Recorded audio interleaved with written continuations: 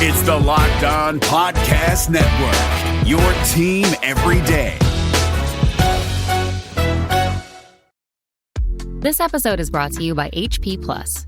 In a world full of smart devices, isn't it about time your printer got smart too? Now printing is smart with HP Plus, and the HP Smart app is how it all happens. You can print from your phone with just a tap, no matter where you are, even from your garage/home office/yoga studio. Huh, that is smart. HP Plus. Learn more about smart printing at hp.com/smart. You are Locked On Browns, your daily Cleveland Browns podcast. Part of the Locked On Podcast Network, your team every day.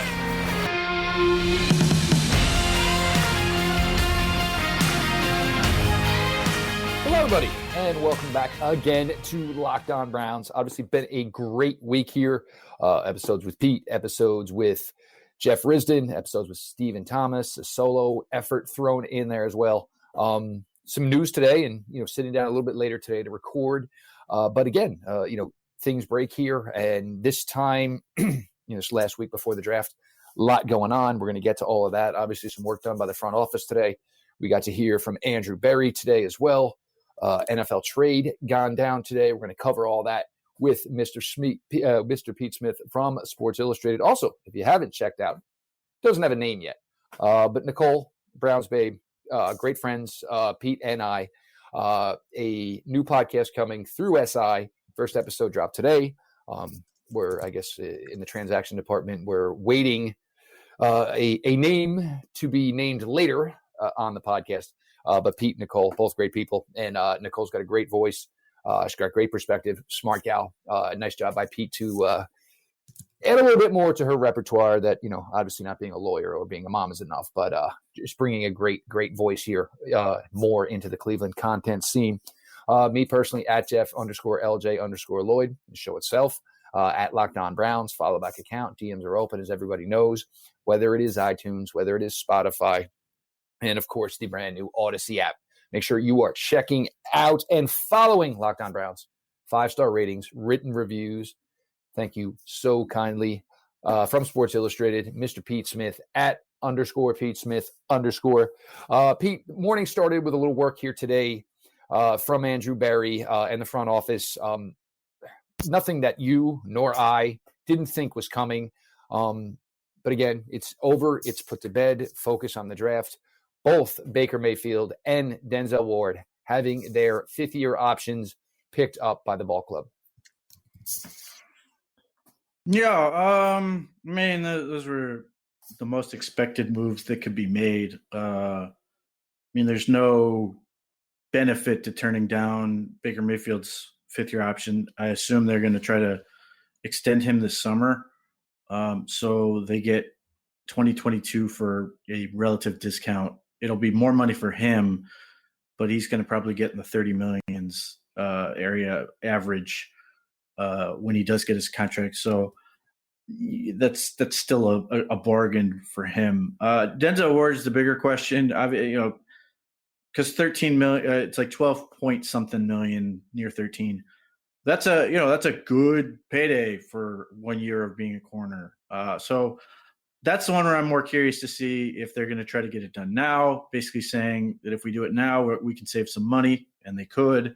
Or if they're going to sort of say, yeah, we'll see what happens since we've got 2 years to sort of think about this, and then proceed from there. I'm guessing they're going to try to get a deal done with him now sooner than later, but I have a feeling that they view him in their long-term future.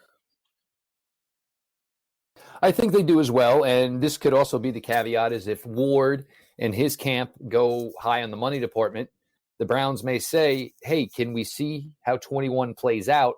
Because we could be talking about a player that could end up with his fourth year in the league, of missed time, which there's at the end of the day, it's a strategy. The front office is going to feel one way. Ward and his camp obviously are going to feel another. But, if it doesn't get done now, essentially, on a number that they can mutually agree upon, it goes longer and you get in a situation where maybe, Denzel Ward misses his 2, 3, possibly 4 games in 21 that he's had this issue of, and it's not a knock on Denzel. When he plays, he's fantastic. But the old cliche is, your best availability, your best ability is your availability. So if it extends into the season and something like this happens, it could maybe change the landscape on that, Pete. Yeah, I mean, look, I think there's a couple things that could really help him out. I think the scheme last year, just by necessity, probably didn't maximize him the way they would like. I mean, I think they'd like to be able to play more man coverage. I assume they're going to play a lot more man coverage this year, even on just third and medium. And they gave up so many of those sort of nickel and dime type plays on those type of situations where I think he'll be better in that. But yeah, he just needs to sort of get, luck on the health front. And obviously he missed a game due to COVID. So, or, he was, whatever his situation was with COVID. Anyway, so, those things, presumably he won't get COVID again. And, if he gets a little luck. But there was the calf issue too. Yeah. I guess that was after the game-winning interception against Philadelphia. Yeah, he had the game of his season against Philadelphia. So it was like, of course he had to get hurt. But so, I mean, there's an element of, if he can get lucky, then maybe combined with the changes they're making on defense, that he can, sort of hit that Pro Bowl season for his first time. And the Browns may try to bet early to cash in before he does that, and then potentially ups his offer.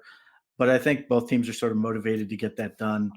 I think the Browns have been planning ahead on some of these guys where they sort of had these players. Myles Garrett was obviously the first one. Baker Mayfield will presumably be the second. And Denzel Ward will be in that mix of being those tentpole guys that the foundation of the franchise could be built around. And it's great to, talk about this franchise and, positivity and, through such a positive outlook of what's being done. And actually, I was speaking with an agent today. We're going to have, I'm going to get a couple of segments next week with an NFL draft prospect, rumored to be, late day 2, early day 3.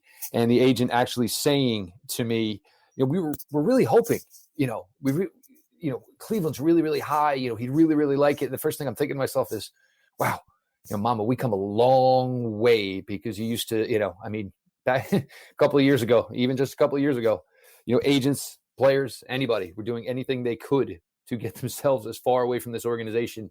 And now, through these conversations I had today, just hearing this from an NFL agent, it was just mind blowing compared to where this franchise was, going back to, 17, when I took over the show, just crazy. And, obviously, kudos all around to front office, staff, players, everybody. The onus has changed. The game has changed. This franchise is for real. And it's certainly, a breath of fresh air. We're going to get to Andrew Berry's presser today. He spoke, and I think he was a little bit more on, he was honest about some things. I was surprised that he actually did give up. We'll get to all that going on a little bit further here. The latest Locked On Browns, Pete Smith joining Jeff Lloyd. This episode is brought to you by 1010, a capsule collection of diamond rings that are responsibly sourced, limited edition designs at fair price points. 1010 is an exclusive collection of 10 creative styles of diamond rings designed by 10 of the most distinctive designers working today. Rings sure to bring joy into her life. Using only diamonds responsibly sourced from Botswana. 10 female design masters have each produced a uniquely beautiful ring, ideal for engagement, Mother's Day, or simply a beautiful conversation piece. They are the perfect way to bring light into her life. They are available now through Mother's Day only on BlueNile.com. Just search the words 10 by 10. The collection features high-quality, fine jewelry that will surprise and delight, and fairly priced, so you can give her something special and truly meaningful. When I looked at these, Michelle Fontanici's design was absolutely exquisite, stunned out. It certainly stood out, and putting it on a woman's hand certainly would even add to the appeal. If you are on the hunt for the perfect, unique ring she'll treasure forever, you are definitely going to want to check this out.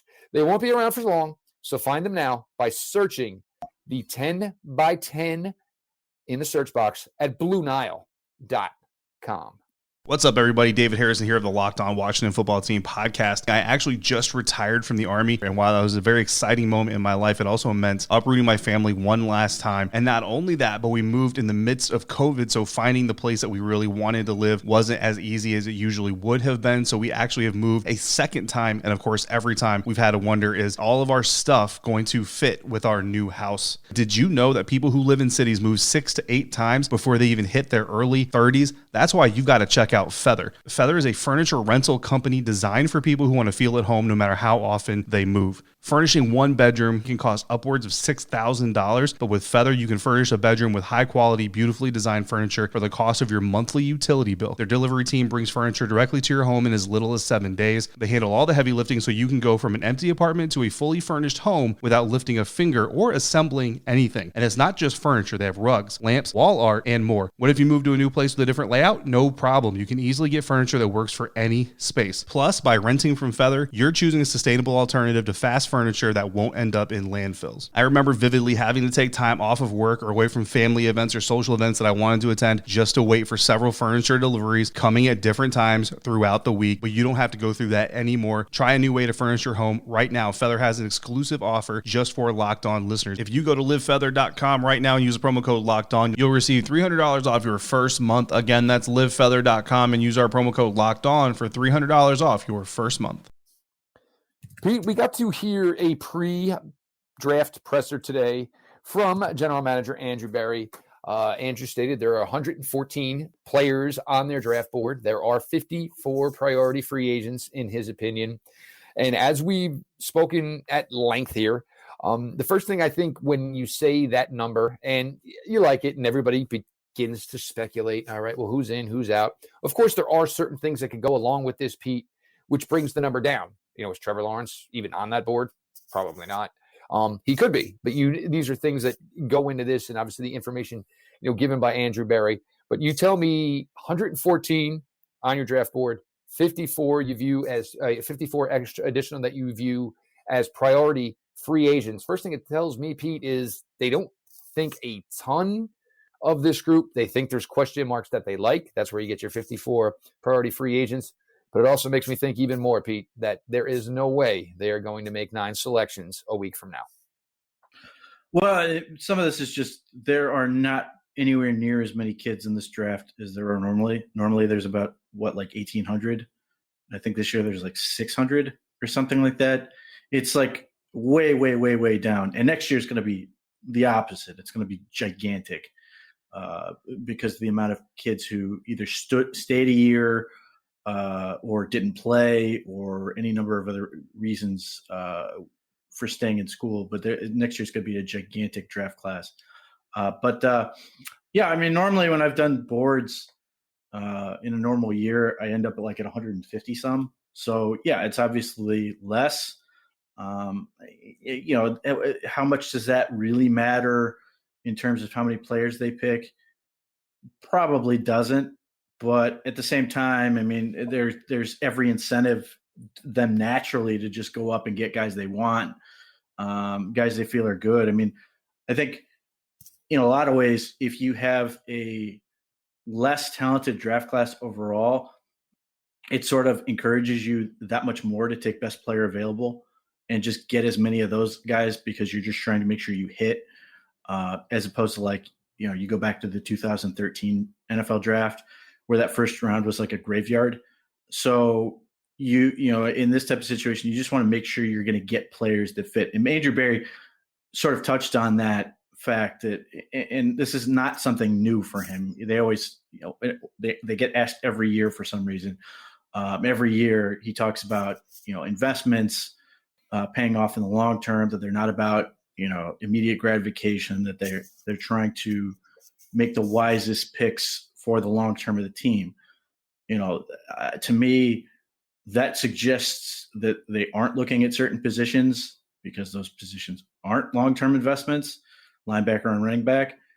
But everything else is sort of, on the table. Obviously, they're not going to take a quarterback, but everything else is sort of up for grabs. So when people tell you there's a 0% chance that they're going to pick a wide receiver, I think that makes it pretty clear that there's more than a 0% chance, because that can be a really good investment. Corners, safeties, defensive line, tight ends, like all those things are good investments for a team. So, the free agency for this team and for most teams is to address needs. And then the draft for this team is about talent. So, Pete, you're telling me Kellen Mond at 89 isn't a good idea? Never mind. Never mind. I'll write about that, not specifically, but there is a real misunderstanding with how the NFL has changed in the past quarter century, in how it really discourages you from drafting quarterbacks if you already have one. Understood. 100%. And where I will, take this from here, and I actually got myself going a little bit. But look, we know the Browns like to play a lot of tight ends. That's going to keep tight end in play. The Browns want to play a lot of cornerbacks. That's going to keep cornerback in play. Obviously, that looks a little bit less deep than other positions right now. The safety position. Yeah, maybe you don't need a safety. Why? Because you have three that you trust. If you want to play three safeties, and everyone heard Joe Wood speak, if you're going to play three safeties, you don't want just three. You need four, possibly five. Same thing with defensive line, interior, exterior. You can see, and why the wide receiver thing, and this keeps going off its rails.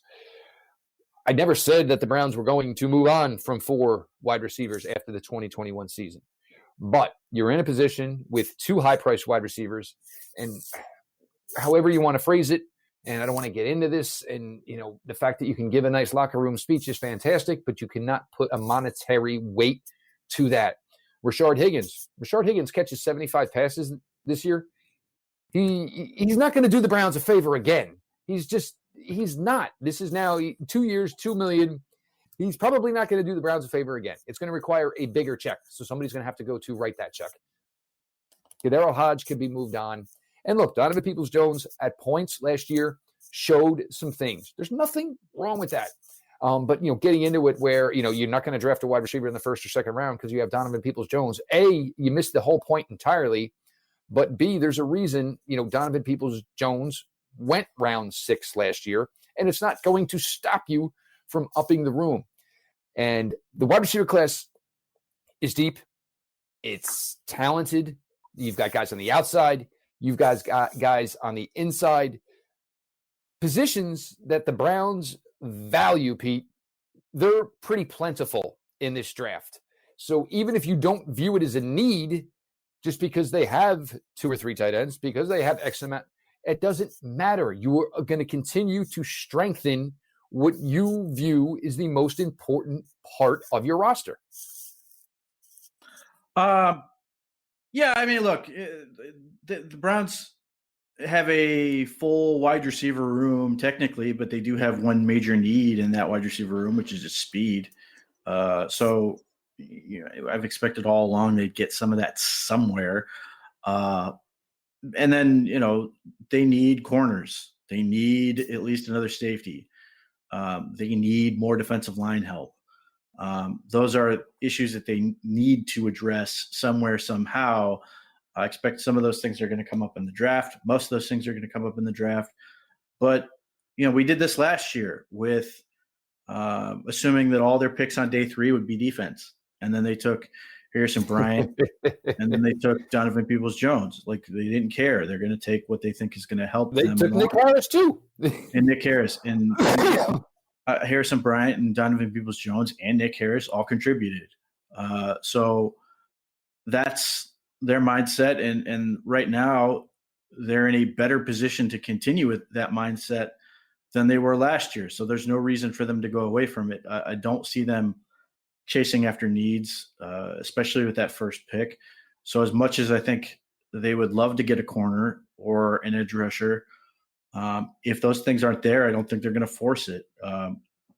At that point, it could be a wide receiver, or it could be trading down, or it could be something else. It won't be a linebacker, but it'll be something along those lines. That's a good investment. And to me, when we say good investment for the first and second round, those to me are 2 contract players. And by virtue of that, running back, we all sort of knew what we were getting in Nick Chubb. Obviously, him being a superstar. Whoa. Not everybody, Pete. Give yourself a pat on the back on that one. But go ahead.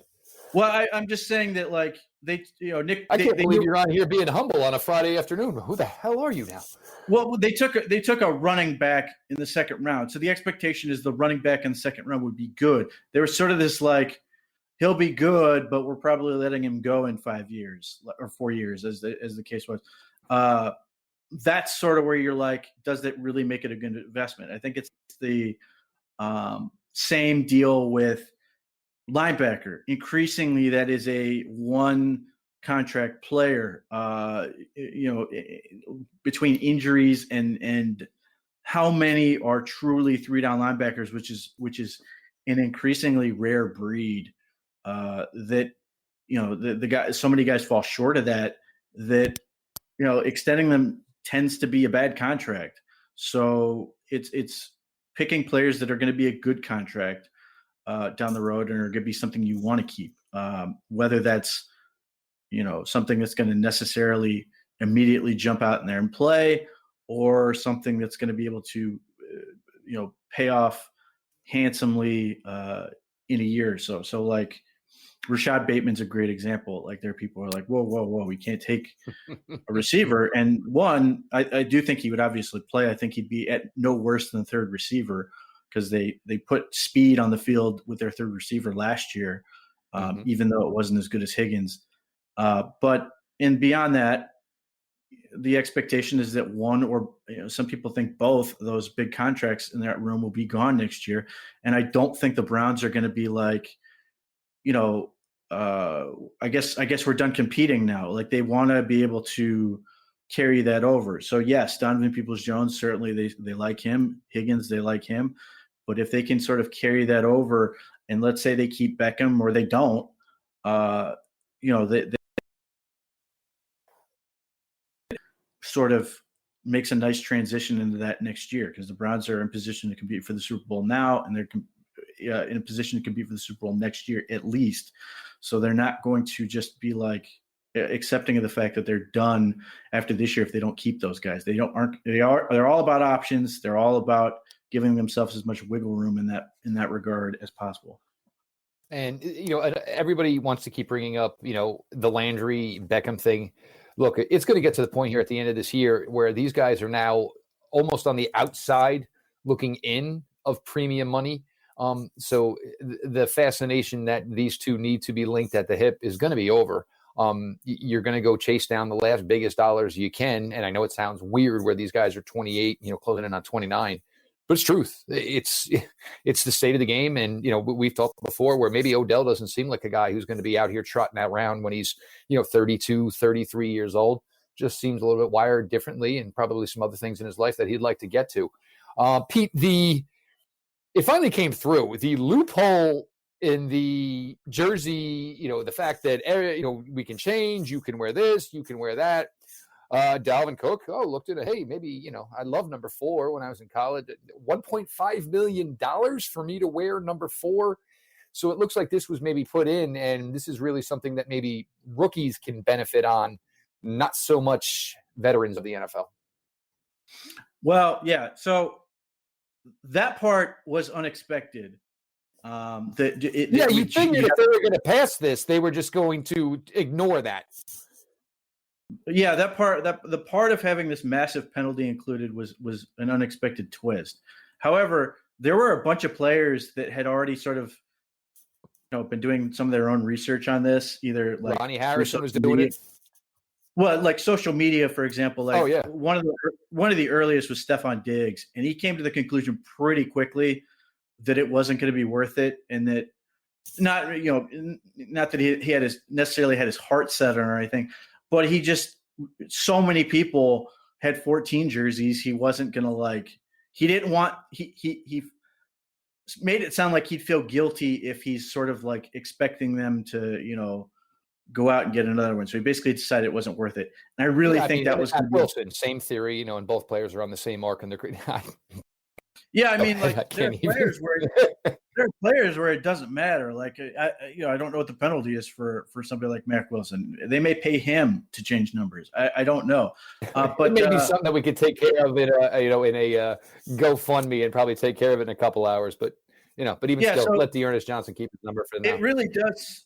It really will be interesting to see this coming up for this rookie class. How many people really want to do this? I assume a number will, but that it seems like as much as the NFL's like, yeah, you can do this, but we really don't want you to do this. That we'll see how much it actually happens.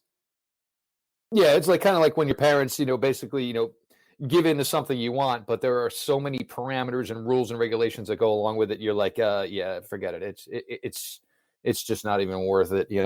Oh yeah, you can drive the nice car on Friday night, but you're not allowed to have any friends in the car. You're not allowed to go to the party in town. You're not allowed to, I mean, it's certainly geared like this is probably geared more to the 2021 rookie class. Jeff Lloyd, Pete Smith, continue to roll on through here. Your latest Locked On Browns. Obviously, some housekeeping done today by the Browns front office. We got to hear from Andrew Berry, thoughts on the draft, getting everything ready. And, of course, the city getting ready to embrace being the host for the 2021 NFL draft. And weather, please cooperate. We will get back to a little bit more here. Big NFL trade today on the latest Locked On Browns. The improved Built Bar is even deliciouser. 18 amazing flavors, including nut and non-nut flavors.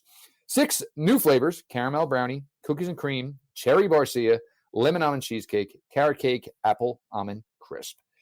The bars are 100%, they are covered in 100% chocolate. They are soft and they are easy to chew. Built Bar is great for the health-conscious guy or gal. Lose or maintain weight while indulging in a delicious treat. Bars are low calorie, low sugar, high protein, high fiber. They are great with the keto diet. The flavor profile for your cookies and cream bar: 17 grams of protein, 130 calories, 4 grams of sugar, 4 grams net carbs. Go to BuiltBar.com right now. Use the promo code LOCKED15, and you'll get 15% off your next order. Again, promo code LOCKED15 for 15% off at BuiltBar.com. BetOnline is the fastest and easiest way to bet on all your sports action. Football may be over, college basketball may be over, but the NBA, the NHL, MLB, and NFL draft prop bets all in action. BetOnline even covers awards, TV shows, and reality television. Real-time, updated odds, and props on almost anything you can imagine. BetOnline has you covered for all the news, scores, and odds. It's the best way to place your bets, and it is free to sign up. Head to the website or use a mobile device to sign up today and receive your 50% welcome bonus on your first deposit using the promo code, all caps, no space, locked on. BetOnline, your online sports book experts. Make sure you are also checking out the NFL, the Locked On NFL mock draft, done through Odyssey, iTunes, Spotify, Odyssey as well. Make sure you're checking that out. Obviously, we've had a lot of fun with it. It's gotten some great reviews. And for us and the host, it's a great way to get together, have some fun. Everybody has some sort of mock drafts. We had a lot of fun with it.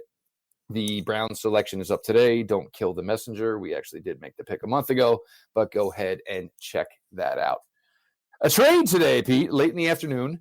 The Kansas City Chiefs have acquired offensive tackle Orlando Brown from the Baltimore Ravens, giving up pick 31 in this year's draft. Other picks involved.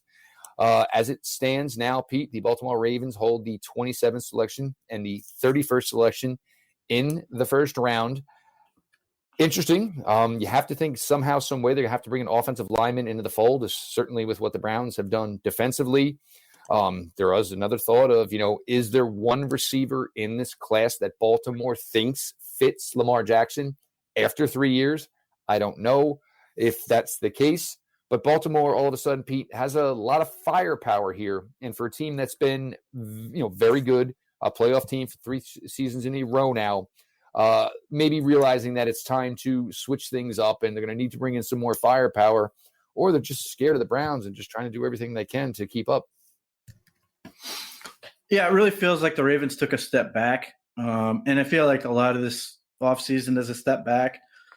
They Orlando Brown asked to be traded. And guys, for those who don't know, here's the deal real quick.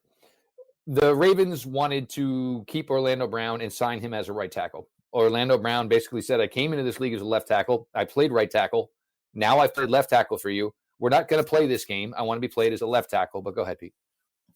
Yeah, so he wanted to play left tackle. The Ravens have Ronnie Stanley. And I don't know if they were going to be able to pay Orlando Brown anyway, but he sort of ended that sort of conversation. And they traded him to the Chiefs. The Chiefs now had need of a left tackle. They let both Eric Fisher and Mitchell Schwartz go. They do have some options for right tackle, like Lucas Niang and everybody's favorite Super Bowl loser, Mike Remmers. And they still do have Martinez Rankins, and they do have Prince Tega Wanogo. A former Pete Smith favorite. But go ahead. Yeah, I'm curious to see if his knee is ever going to be right. But yeah, they do have some options, and they could always draft more. So also they upgraded. They brought in Kyle Long. They brought in Joe Thuney. They've literally revamped the entire offensive line on the fly. Yeah, they really took an effort to improve the interior. Thuney was a big upgrade in the interior. Austin Blythe was a relative upgrade. And then I don't know what Kyle Long. I don't know what Kyle Long will do. It's so difficult to be somebody that plays in the interior and take some time off like Kyle Long did, and then all of a sudden try to fire it back up again.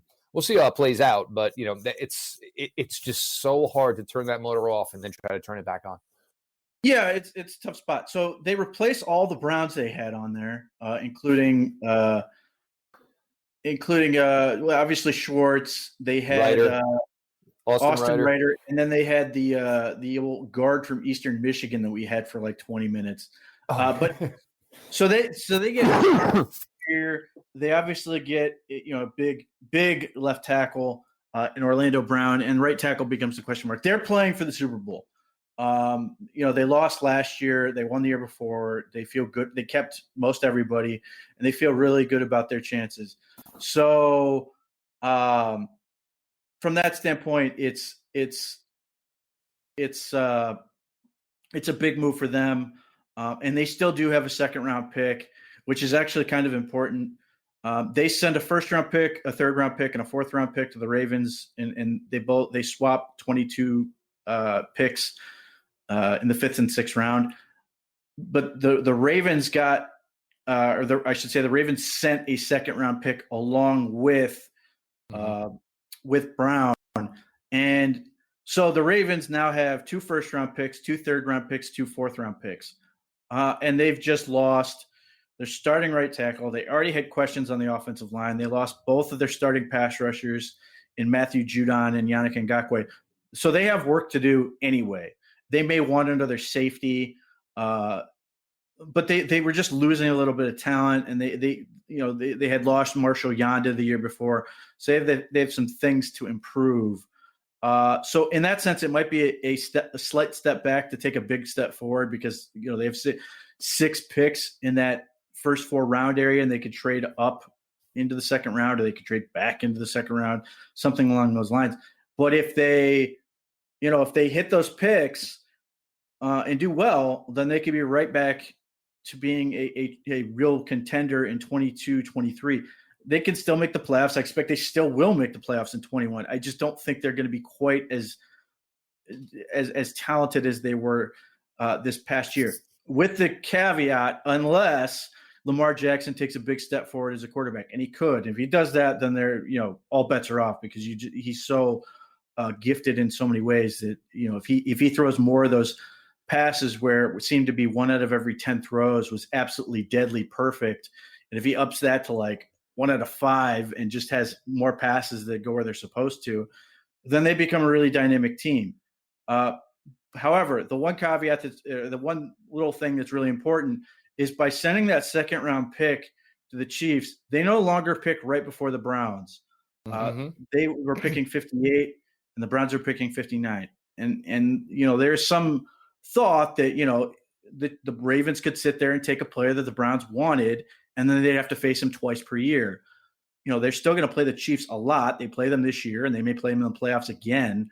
But they may not feel as inclined to jump up past them as they might with the Ravens. So now the Browns pick in front of the Ravens for the top 3 rounds, and then it starts to get murky in the later rounds because of the compensatory picks and stuff.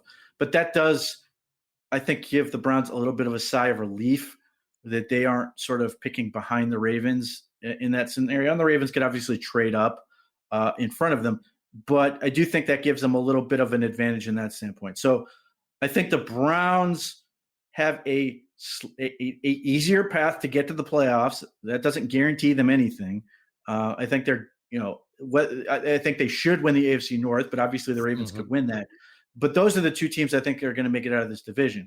The harder part is now that the Chiefs are obviously better. The Buffalo Bills are obviously very imposing. So those 2 teams look more difficult once we get to the playoffs. So it's a little bit of a trade-off in that scenario. But I do think, especially if Lamar Jackson is sort of flat relative to where he has been, or he takes just a minor improvement, that the stuff they've lost around him could be pretty bad. Now, my fear is that they take 2 really big fat kids with those 2 picks, and they really set themselves up, because the talk is that they're going to sign Alejandro Villanueva, which makes sense. I think that's why this deal didn't happen earlier.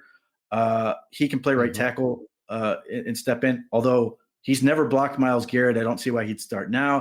And he doesn't really add much as a run blocker. So that's not really in their character. However, guys like Ben Cleveland, that is right up Baltimore's alley. Even Creed Humphrey in that regard. Got a little Marshall Yonda to him.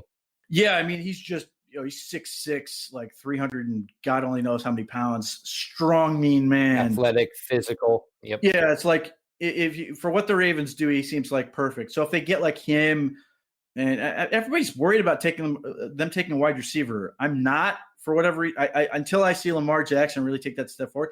Because to me, Marquise Brown is a good player. Marquise, all these people he should flourish in that offense. They just can't find a way to make it happen. My dream right now is that the Ravens quit on him and then the Browns grab him, because I think he'd be incredible with Baker Mayfield. He was great in the playoffs. They need the passes to be better. And certainly he could keep growing. But if they take a receiver, there's a part of me that's okay, I mean, do something with it. But if they do what the Ravens typically do, they fortify their offensive line. And let's say they took Trevon Moehrig and it's funny because I asked one question today about this deal, and one of the things said is offensive lineman and Trevon Moehrig. But go ahead. Yeah, I mean, if they take Moehrig to refortify that safety position, become the Earl Thomas that they were trying to have. Exactly. Yeah, their defense is predicated on blitzing. They can find dudes that can blitz, but if they do that and they take a Ben Cleveland, they get back to being the Ravens really fast. And if they have all those other picks and they can find some pass rushers and stuff like that, then they don't lose much ground. But I think they're going to be worse this year. And then if those guys are good, if they didn't take Patrick Queen again, although we'll see, maybe he'll get better this year. If they hit, then the Ravens could be deadly in 22 and 23. And then it becomes just an absolute bloodbath between the Browns and the Ravens for a few years. Which, hey, I mean, and these would turn into the Thursday night games, the Thanksgiving night games, the way it should be. And, Pittsburgh, take your stuff, pack it up, go on home.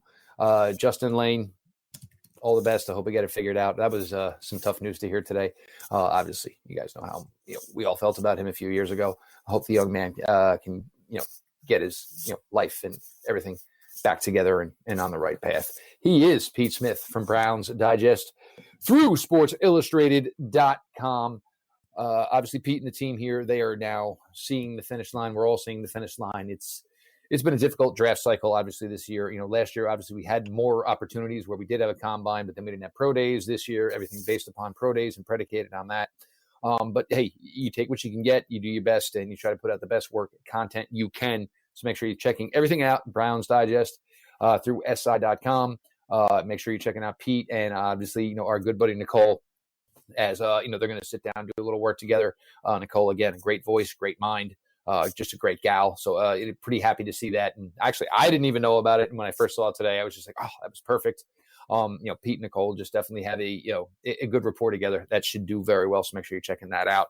And of course, make sure you're following @_Pete Smith_. Me @Jeff_LJ_Lloyd. Throw a follow over there. DMs are always open, as you guys know. The show itself, Locked On Browns, follow back account. DMs are open, as you guys know. Questions, ideas, and I'm getting flooded with them now, and I'm doing my best to accommodate everybody. I appreciate it because in about 2 weeks, we understand we're going to be, everybody's just going to take a woosah moment and relax for a little minute. So I'm trying to do the best I can to accommodate everybody, whether it is the brand new Odyssey app, iTunes, Spotify. Make sure you are following Locked On Browns. Please do me a favor. Please, please, please drop those 5-star ratings, written reviews. Thank you so kindly. This has been your daily delivery of all things Dog Pound. LGB on the LOB. Let's go Browns. The Suns rise and the Nets annihilate. Here's what our local experts are locked on today. The Phoenix Suns went up 1-0 in their series against the Denver Nuggets after a 122-105 win on Monday night. Our local expert in Phoenix, Brendan Clean, tells you how the Suns were successfully able to neutralize Nikola Jokic. Even without James Harden, the Brooklyn Nets breezed past the Bucks 125-86 to go up 2-0 as the series heads to Milwaukee. Blake Griffin showed off a few highlight dunks, but it was his defense that made the difference, says our local experts in Brooklyn today on Locked On Nets. Elsewhere around the network, David Locke gets you ready for Jazz Clippers Game 1 on Locked On Jazz. And on Locked On Titans, host Tyler Rowland has reaction from the team now that they've added star wide receiver Julio Jones. Local experts on the biggest stories. It's the Locked On Podcast Network, your team every day.